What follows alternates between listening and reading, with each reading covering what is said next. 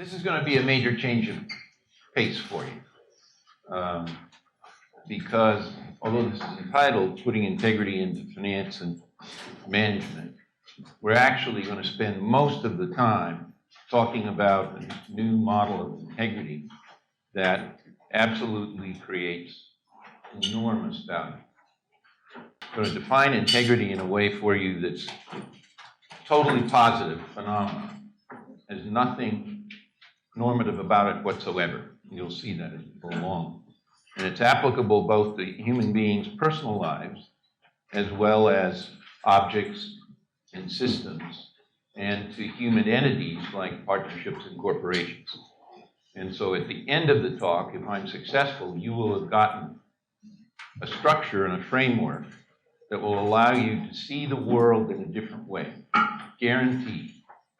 You can apply it in your family, you can apply it in wherever your occupation is, and you will see amazing changes in the quality of life and performance. I guarantee that, if you take it on and try. And the same thing applies in organizations and corporations. There's an enormous amount of damage inflicted on people and organizations that's caused by the actions of those very same people and that are not in their own self-interest. And I just want you to get that, because we economists don't usually see that or pay much attention to it. It's universal and it's invisible to us. And it's invisible to each one of you, including me, the damage you're causing to yourself and your loved ones. And it lies behind, this problem lies behind everything, an enormous amount of the counterproductive activity that's going on in corporations. That is, each and every person consistently imposes costs on themselves, their loved ones, their friends, their associates, their partners, employers, employees, and the public by actions that are not in their own self-interest. And it's all invisible. And I repeat again, there isn't a single person in this room, including me, that doesn't do it. So I'm going to focus this afternoon on a new model of integrity that will provide each of us with a powerful and actionable access to increase performance and well-being in all areas of our lives, including for yourself, your family, your groups, and your organizations, including corporations. So watch carefully, because I'm going to grade you on your answers. This is an awareness test. How many passes does the team in white make? Go!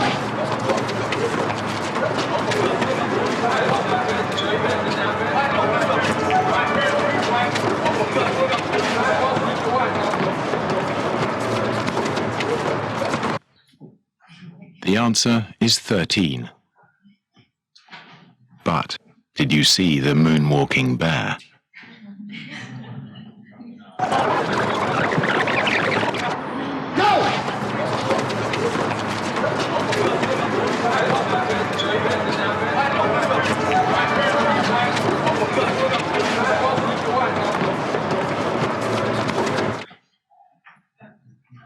So probably some of you have seen this. For those who haven't seen it before, how many of you got the right answer and saw the bear? No one. That's not an unusual result. And typically, more than 90% of the people don't see the bear. What's going on is the announcer and I shifted the frame of reference you had for watching the video. Now, when I watch the video, if I get the correct answer, I can't see the bear. But if I see the bear, I can't get the correct answer if I watch for the bear. Now, my partner, Sue, is a designer and superbly talented at colors and shapes. She got the right answer the first time and saw the bear. That's a pretty rare occasion. So what's the purpose of all of this? That this is going on in our lives all over the place. And it's absolutely invisible to us. We think we see everything that's happening in front of us, and we don't. And we don't know that we don't see it. And it causes enormous damage and problems in all of our lives. And so I intend to rewind the tape a little for you today so that you can see things that are going on in your personal lives as well as your organizations around this integrity thing that you've never seen before. And by the way, notice that if it's invisible, it is absolutely impossible for you to manage it and do anything about it. You're being run by it. So, in effect, integrity, as I'm going to define it for you, is the unperceived bear in our lives. And I'm going to shift parts of your worldview so that you're going to see it in a way that you've never seen it before. And along with that will come a shift in your behavior that will be pretty remarkable if you allow it to happen. So I'm going to talk about this new positive model of integrity. And the basic intellectual point that's behind this is that if in our lives we're able to distinguish something new that was always there but not seen, then that creates the possibility for new possibilities to arise in our lives and our organizations. And by the way, the productivity impact of this in organizations is gigantic. So in the first 3 years, when I was an accidental co-founder of a little company called SSRN, it publishes scholarly documents on the web. In the first 3 years this is a number of years ago now, that we implemented this model at CERN, it generated a 300% increase in productivity. And how could there be a 300% gain in productivity lying around that we didn't see? And by the way, something close to that has continued. And it was very interesting. I'll just tell you one more little interesting story about that. We outsource all of our computer programming work and all of that stuff, managing the servers. We now have, 150 or 200 servers serving worldwide. And ITX is the organization that does all of that for us. Now, I always knew that we were ITX's biggest customer. What I didn't know was that we were their worst customer. Enormous turnover in the teams. That generated huge costs to us. And when we started to shift and behave with integrity, as I'm going to define it, and by the way, we still have a long way to go, they had to shift. They didn't know what was going on. But within about 7 months of us beginning this effort, the turnover in the teams working with us went to 0.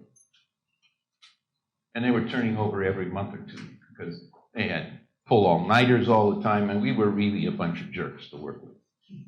And then what happened was the founding partner of that organization, Ralph Andrea, watched what was going on, and he said, "Oh, that's really interesting. I got to find out what's going on." And he then took these principles of integrity and implemented it in his own firm and experienced similarly large increases in productivity and performance. It has kind of a viral characteristic to it. And I tell you one more piece of the story to that.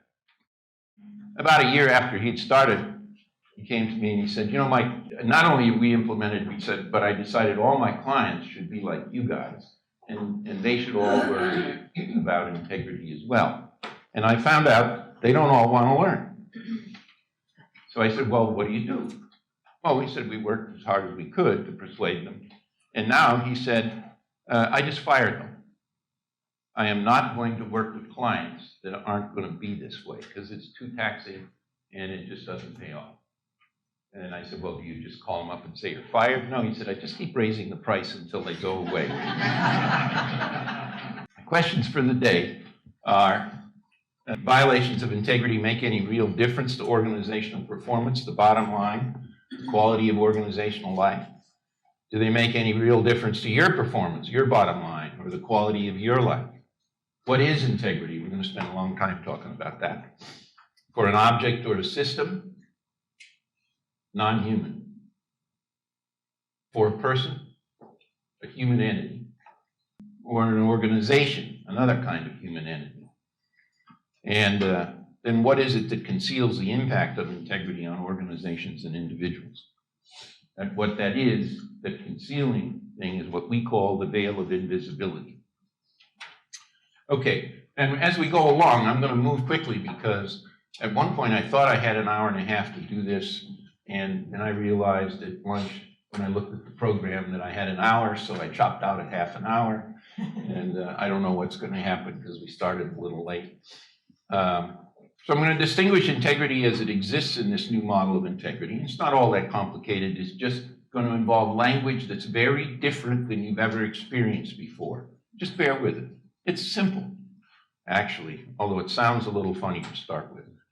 We're going to distinguish the law of integrity that's revealed by this model. We're going to establish that integrity is a critical factor of production, both for organizations and individuals. Just like, we economists think about capital and labor and technology. This is another factor of production, but it's an invisible one. We're going to demonstrate that integrity is required for any entity to have maximum workability. That's a new term. We're going to talk more about it. And therefore, the maximum opportunity for performance, and that includes, the entity can include objects, systems, persons, and organizations. And the definitions of integrity are going to vary a little bit as we get to human beings and organizations. So I'm going to provide you an actionable pathway to integrity. No magic about it.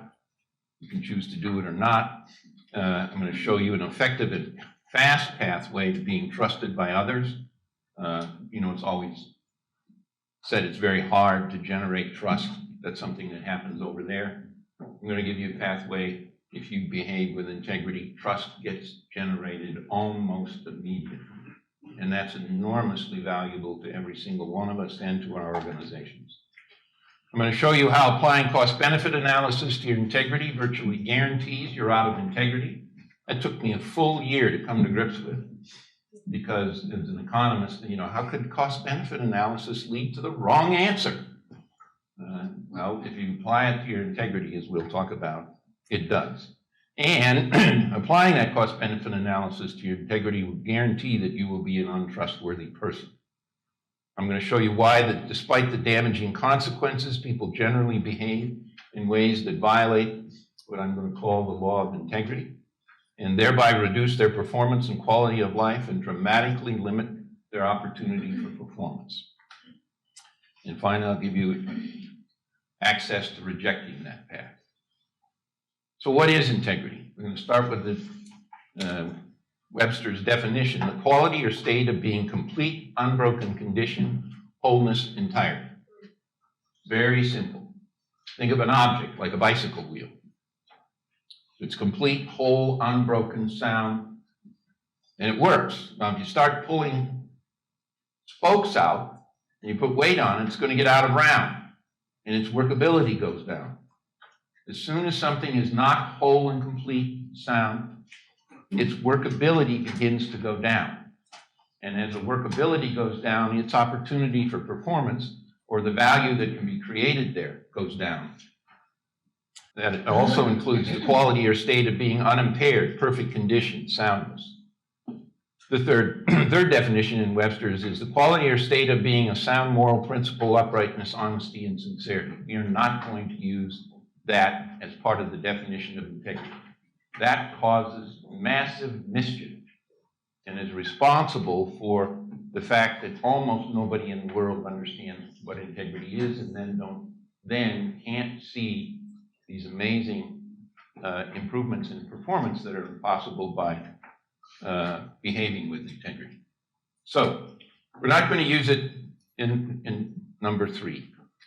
Defined that way, integrity is a purely positive phenomenon. It's not a virtue. There's nothing normative. There's nothing odd about it. It just is. Now, when you define it that way, you could hear me saying you get big benefits if you behave such that you're in integrity, or your objects are in integrity. And that presumes you want to have higher performance or a higher quality of life. You don't have to presume that. But that's what you can get by being sound, whole, and complete, and unbroken.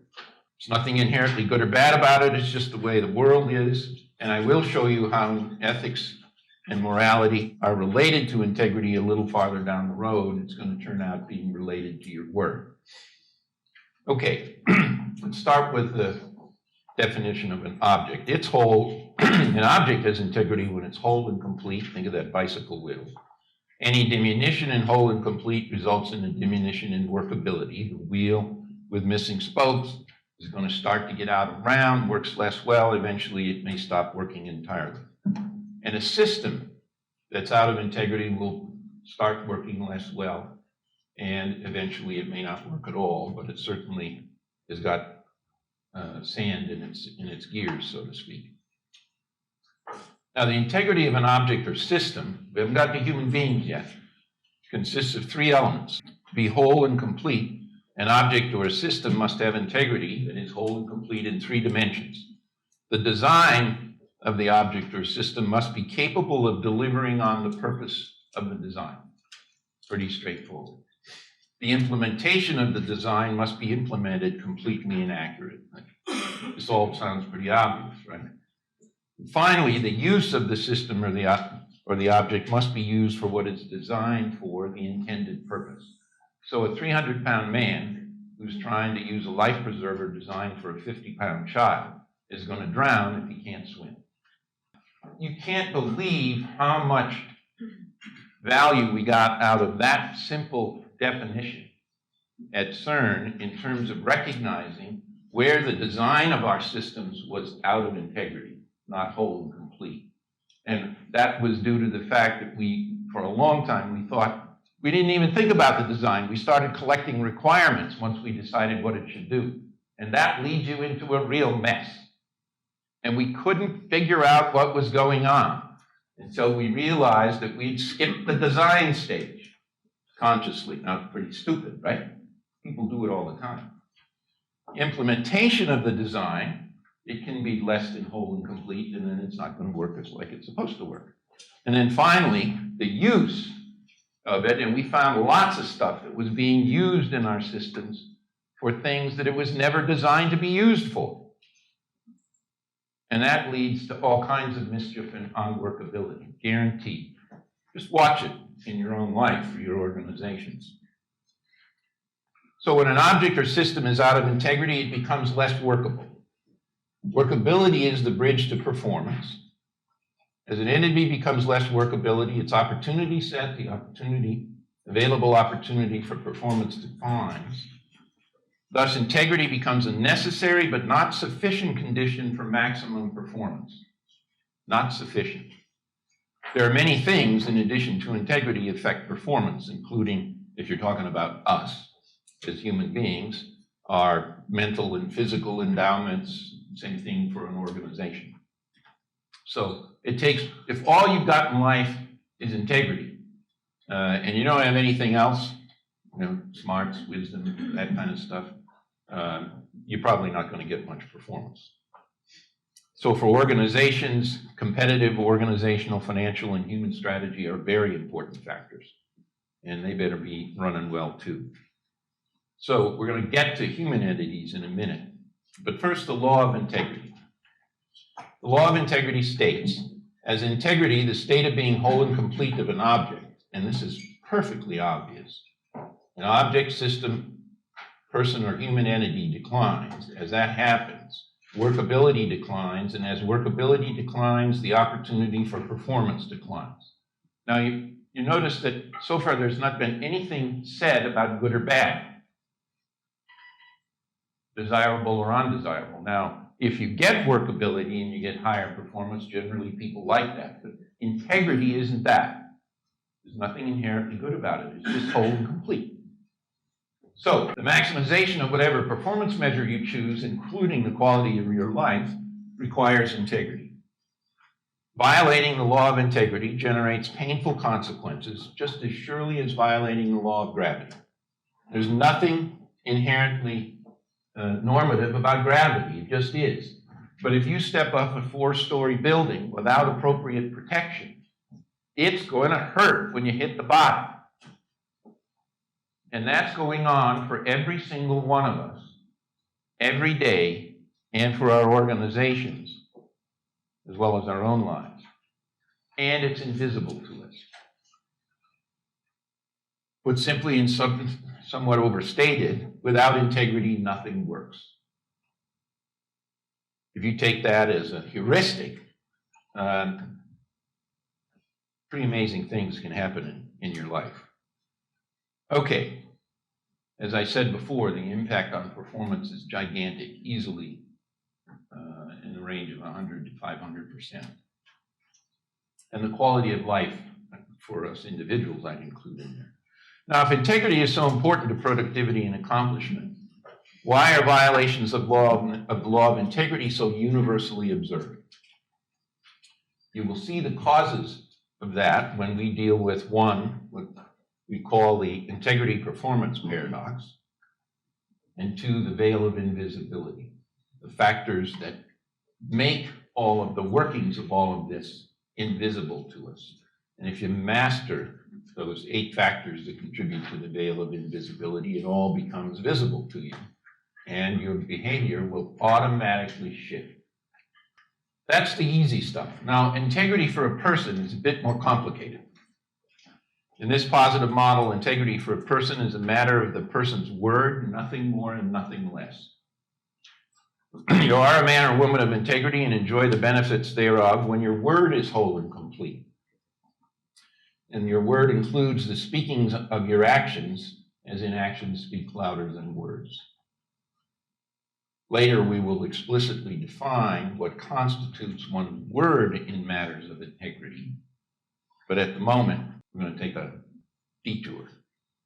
Integrity is honoring your word. What do we mean by that? Honoring your word is either keeping your word, and I'm going to define your word very precisely in a few minutes. Honoring your word, I give my word to you that I'm going to deliver a report. I gave it to you a month ago, next Monday. So I keep my word when I deliver the report on Monday to you or before. There's another way, if I don't deliver on my word, there's another way for me to stay in integrity.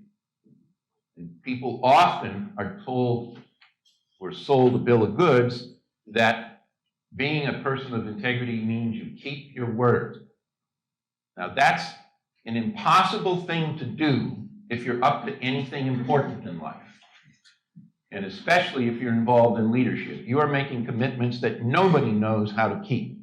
So you've got to have a way, for all kinds of reasons, to keep yourself in integrity when it turns out to be inappropriate. I may have given, what's your name? Yolanda. I may have given Yolanda my word that I was going to do something. But then I find out that, Marianne, that in order for me to keep my word to you, Marianne is going to die.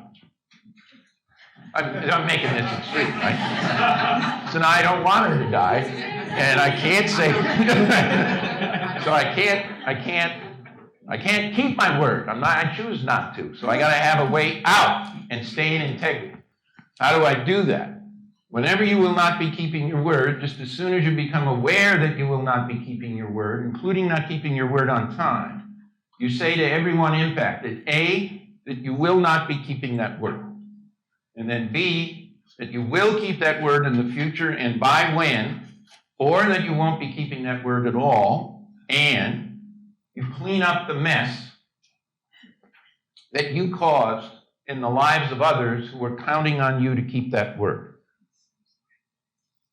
Just sit with that for a moment. So I either keep my word, or as soon as I know I'm not going to keep my word, I tell each person that's counting on me that I'm not going to keep it. And there may not be a good reason for it.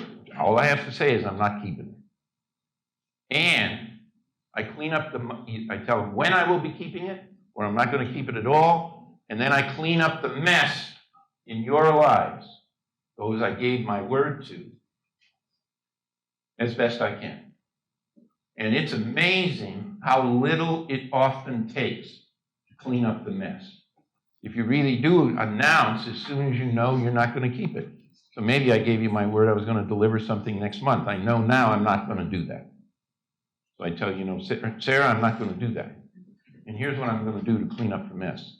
Oftentimes, just saying, I'm not going to do it, and I'll work with you to get it done in another way, apologizing is enough. And it's amazing, you will generate trust on the other side almost immediately if you behave that way. Now, almost nobody does that because we're embarrassed to say we're not going to keep our word. Or we don't even know we gave our word. We go around giving our words all kinds of things. You say, let's have lunch next week. How many times have we done that? Having no intention to fulfill on that. And it goes on and on from there. That's a simple one. Okay, the power of honoring your word when you will not keep your word. When literature on trust talks about walking the talk, it says to be trusted, you must keep your word. However, unless you give your word to virtually nothing, you will not always keep your word. In fact, leadership is all about, yeah, it is, I already did this. Okay. Now I'm going to talk about these definitions. The integrity of an organization, like a corporation or a partnership or a university department. An organization or any human entity is in integrity as an entity, as a human entity, when, one, it's whole and complete with respect to its word. And this includes that nothing is hidden, no deception, no untruths, no violation of contracts or property rights. That is to say, an organization honors its word if it does that, and that includes saying, I'm not going to deliver on it, and apologizing and cleaning up the mess. It honors its word internally between it and the members of the organization, and externally between the organization and those it deals with, suppliers, communities, on and on. So all of those that we have dealings with on the outside. I honor my word to each one of those parties as an organization. And that includes what is said by or on behalf of the organization to its members, as well as to outsiders. Now, it may be the CEO that's saying it, but anybody that's in authority to communicate to the outside world, when he or she says something, that's the organization's word. Like I promise, but it doesn't have to be a promise. Now, word gets more complicated than that, but before we get into that, let's talk about the integrity of a person. Yep, word defined. So there are going to be 6 definitions of your word as an individual or your word as an organization. The first one is pretty simple. Word 1, what you said. Whatever you said you will do or not do, in the case of doing it on time. That's your word.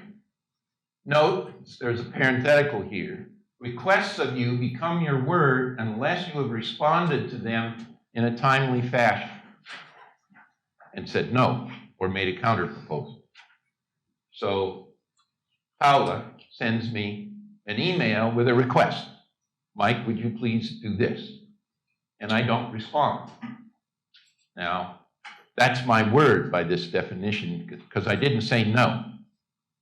So you're depending on me to deliver on it. What this does is create workability. If I don't respond, that's my word. Word 2, what you know. Whatever you know to do or know not to do, and if it's doing it as you know it is meant to be done and doing it on time, unless you have explicitly said to the contrary. There's no gaming with this. W3, word 3, what is expected? This one causes people a little more than a little difficulty. Whatever you are expected to do or not do, these are unexpressed requests. Whatever you are expected to do or not do, that came up in the panel discussion here today, is your word unless you have explicitly said to the contrary. So let me deal with this at a personal level. Why does that make any sense? So let's take it into the home, a relationship between you and your partner, or your wife, or your husband, or your kids. Now, Paula, are you married? What happens if your husband has an expectation of you, an unexpressed request that he never told you about, and you don't fulfill it. Yeah, he's going to be disappointed. And sometimes even anger manifests itself. Does that register? Okay, with anybody? Yeah, I can see it from the smile. That is your word, unless you have explicitly said to the contrary. So I might say to my partner, Sue, you know, Sue, I think you're expecting something from me, or you got this unexpressed request of X, Y, and Z. Is that true? She might say, yes, absolutely. And it's next week. It's not my word yet, because at that point I say to her, you know what, I'm never going to do that. Or it might be your boss, or your boss's boss, or people who work underneath you. What happens in that conversation? She may be upset, but nowhere near as upset as if I didn't deliver on that expectation when she expected it to be delivered. And in that conversation, we can easily come to an agreement. I might say, well, I'm not going to do that, Sue, but I might do this. Will that work for you? Now, she's tough, so the first go-around never works. But now, what happens if we behave that way, that the expectations of all others in the world with whom we want to have a workable relationship are our word, unless we have explicitly declined it? I just want you to think about how that would improve the workability of the world. All right? So there is an asymmetry here. It's in fine print. It says, note what you expect of others, that is your unexpressed request of others, is not for you their word. See, it's not symmetric. Why? Because you have to ask them. Why? Because it creates workability. If you have an expectation of somebody, I might say, Paula, I would like it if you would do this for me, or do this, whatever it is. It might be for somebody else. And you might say no, but at least we have a clear-cut understanding, and we might reach a compromise. And I want you to think about this not just in family lives, it's easy to illustrate there, but in the office, or with customers, or with clients. Their expectations are your word unless you've explicitly declined them or promised something else, reached a different agreement. And man, we're probably not going to have a chance to get to finance, but this goes on violations of this goes on all over the place in finance. Most of my finance colleagues think it's perfectly all right when I think my stock is overvalued to create some new stock and sell it to new suckers. That's out of integrity, and it's going to create unworkability. Now, when I challenge my finance colleagues on this, they oftentimes say, but that doesn't make any sense. Well, think about it in the following way. You're creating a fiduciary relationship. Think about any fiduciary relationship when you sell that equity, that overvalued equity, to anybody else.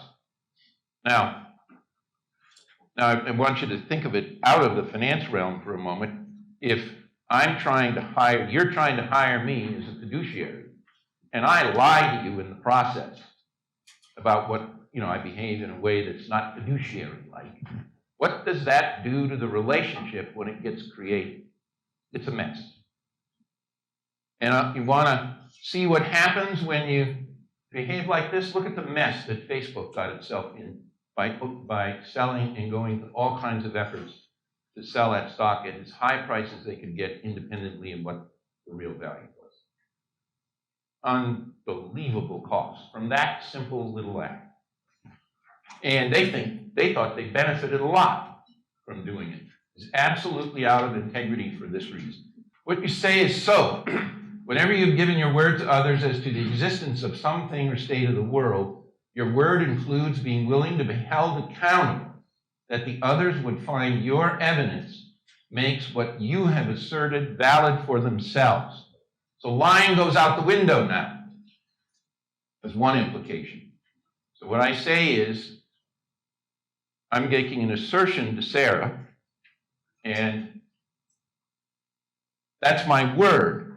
And the way it's my word is I say to Sarah, this is the way this is. And by the way, I mean by that if you want me to do it, I'm going to give you all of my evidence that this is the way it is. And when you have that evidence, I'm willing that you hold me accountable that your conclusion will be the same as mine. Everybody follow that? So there ain't any game playing there.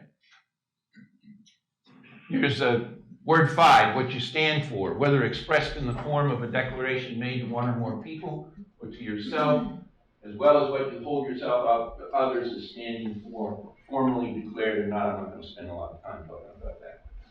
But this is your word, not integrity.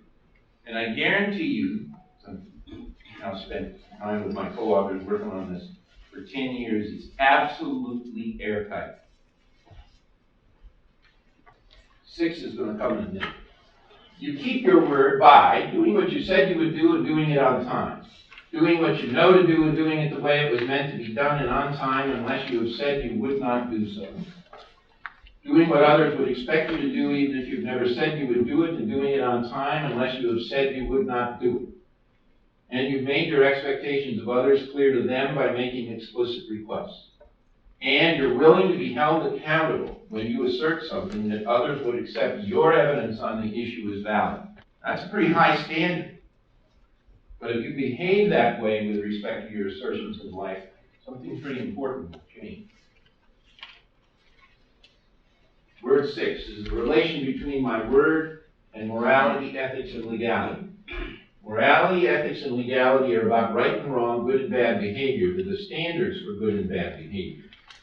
The social moral standards, the group ethical standards, and the governmental legal standards of right and wrong, good and bad behavior in the society, groups, and state in which I enjoy the benefits of membership are also part of my word, word 6, what I am expected to do.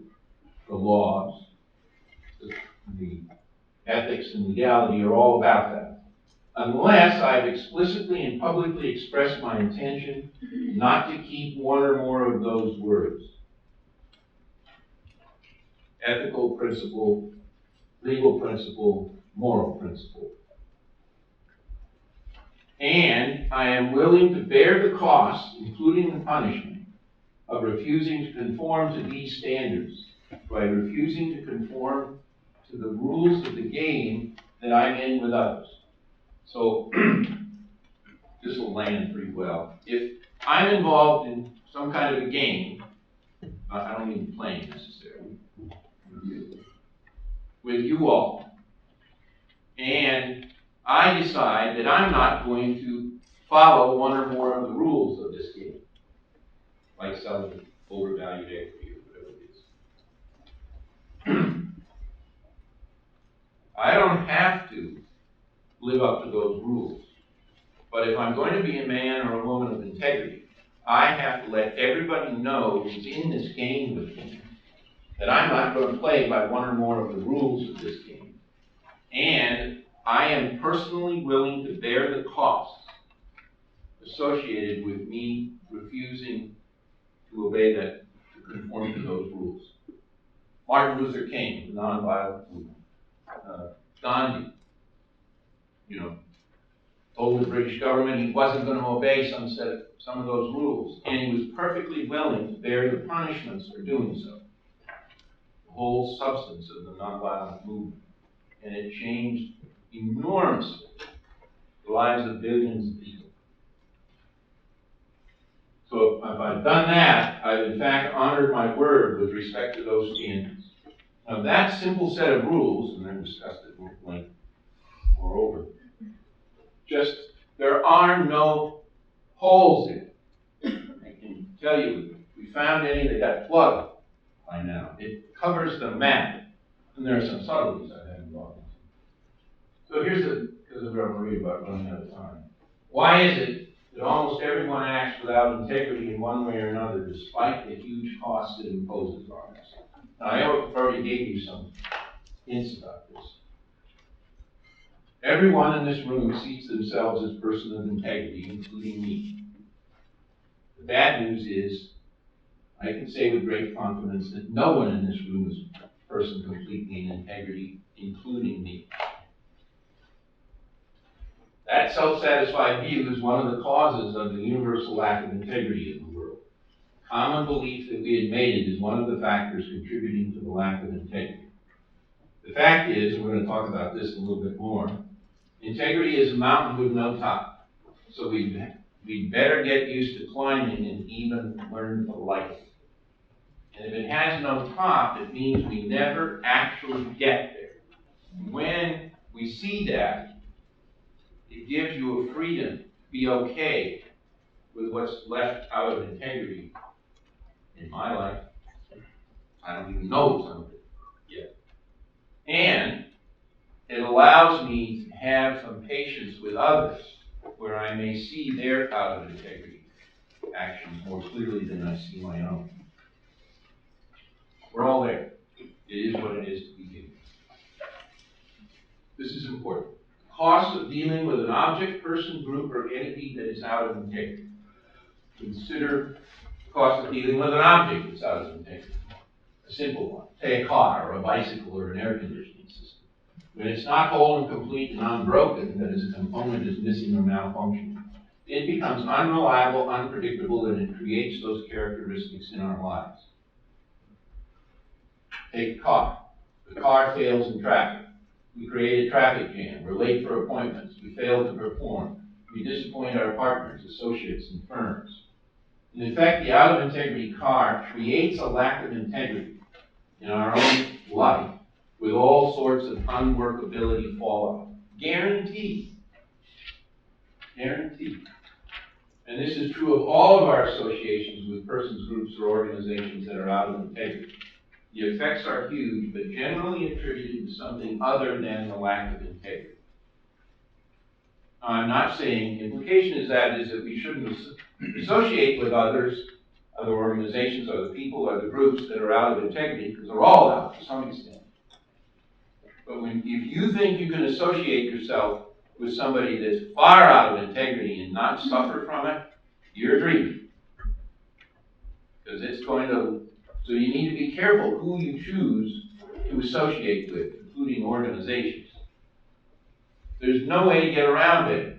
You just have to treat it as part of the cost of dealing with some people in some organizations, because we're all out to one degree or another, because it's a mountain with no top.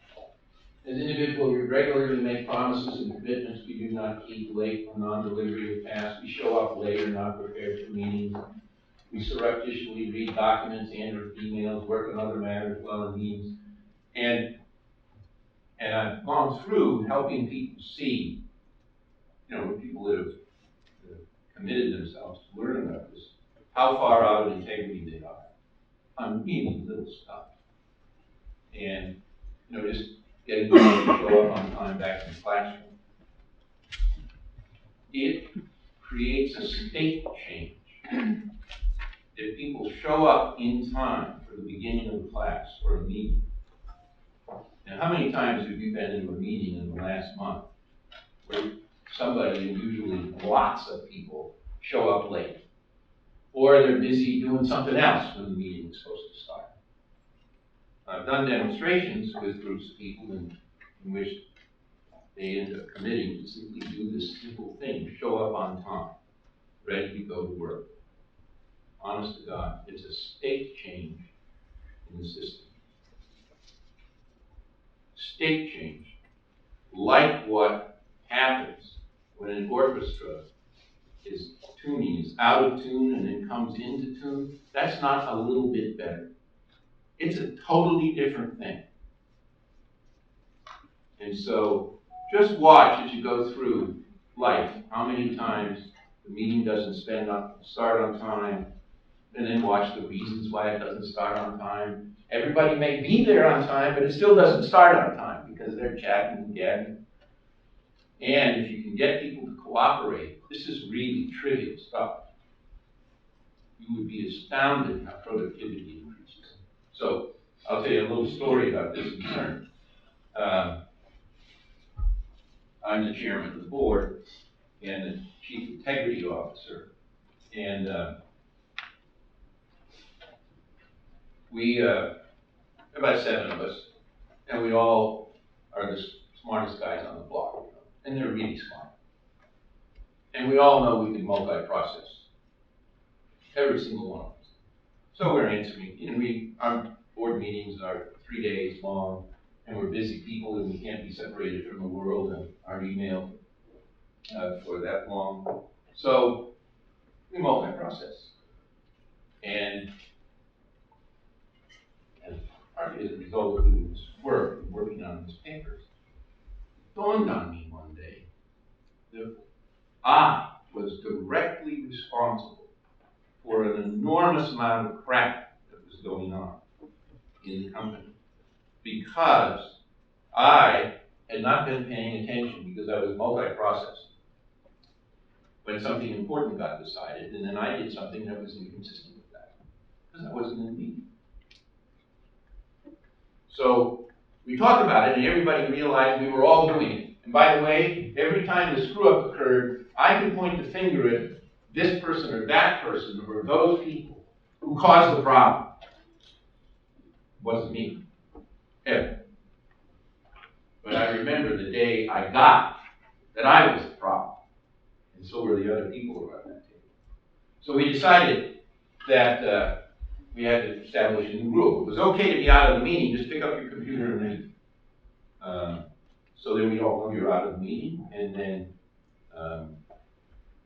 we do something else until you came back in. You think about you needed to be involved. That didn't work. Suddenly there's that fear because it was too hard and complicated and walk on the floor. And so there's all kinds of cheating going on. And so then we said, we got a little smarter, we said, okay, so we were sitting around a boardroom table, either as in Florida or up around my house, and we said, here's the deal. Turn your chair around, it's chairs like those that twirl. Put your computer on your lap, look at the wall, and do whatever you need to do. Now, there's 7 of us sitting around the table, so we'll know that Mike or Bernie or Greg or Ralph is out of the meeting, and we can say, Ralph, get back in the meeting, we need you right now. That actually worked. And eventually we stopped most of our multi-processing. And the improvement in the decision making and what goes on in that room is absolutely gigantic. And all of this was damage that we were creating for ourselves, and it was totally invisible. Okay. If you want to see these things at all there. Lots of out of integrity actions. She's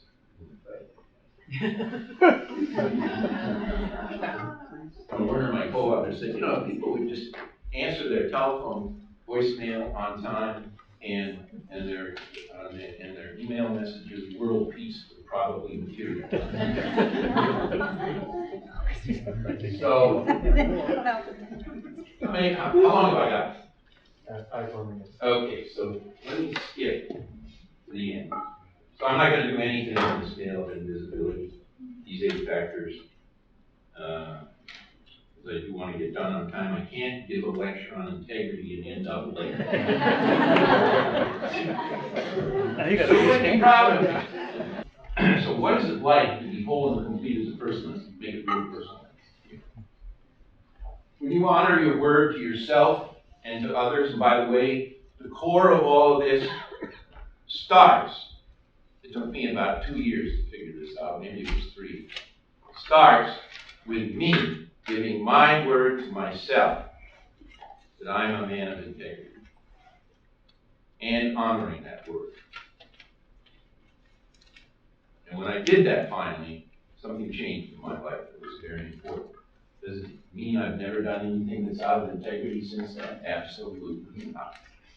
It's a mountain. When you honor your word to yourself and others, you are at peace with yourself and therefore act from a place where you are at peace with others and the world, even those who disagree with or might threaten you. You live without fear for your selfhood. That is who you are as a person. This is honest to God truth. I watched this happen with myself. I've watched it happen with other people.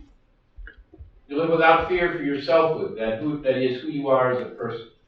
There's no fear of losing the admiration of others. You do not have to be right. You act with humility. Everything or anything that someone else might say is okay for consideration. There's no need to defend or explain yourself or rationalize yourself. You're able to learn. And by the way, this all applies to an organization too. That's often mistaken as mere self-confidence rather than the true courage that comes from being whole and complete. That is, being a man or a woman of integrity. And it's a critically important element of being a leader. This is what it would look like in your life if you were a man or a woman of integrity, 100%. What would your life be like and what would your performance be if it were true that you have done what you said you would do and you did it on time? You've done what you know to do and you did it the way it was meant to be done and you did it on time. You've done what others would expect you to do even if you never said you would do it and you did it on time, or you have informed them that you will not meet their expectations. And you have informed others of your expectations for them and have made explicit requests to those others.